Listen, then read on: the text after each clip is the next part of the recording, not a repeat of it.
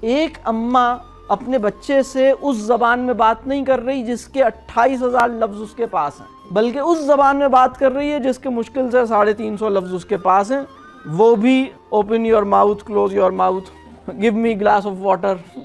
اس سے زیادہ گہری بات کرنے کی قابلیت اس کے پاس نہیں۔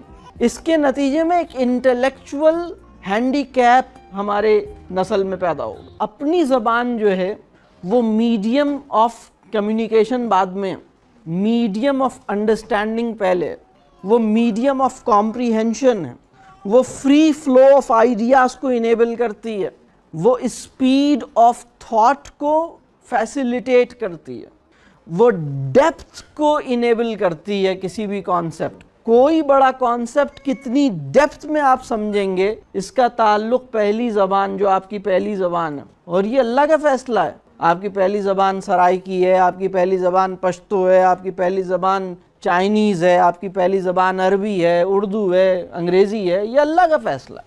اگر ہم یہ کریں کہ نہیں میری پہلی زبان اللہ میاں میں بہت شرمندہ ہوں، یہ پہلی زبان، جب میں پہلی زبان بولتا ہوں تو مجھے لگتا ہے میں تیسرے درجے کا آدمی ہوں، مجھے فلاں قوم بہت اچھی لگتی ہے، ان کو میں اپنا آقا مانتا ہوں، ان کی زبان میں بھی بولوں گا اور بچے بھی بولیں گے، یہ جہالت ہے۔ آپ سوچئے ایک اماں اپنے بچے سے اس زبان میں بات نہیں کر رہی جس کے 28,000 لفظ اس کے پاس ہیں، بلکہ اس زبان میں بات کر رہی ہے جس کے مشکل سے 350 لفظ اس کے پاس ہیں، وہ بھی مطلب open your mouth, close your mouth, give me glass of water. اس سے زیادہ گہری بات کرنے کی قابلیت اس کے پاس نہیں۔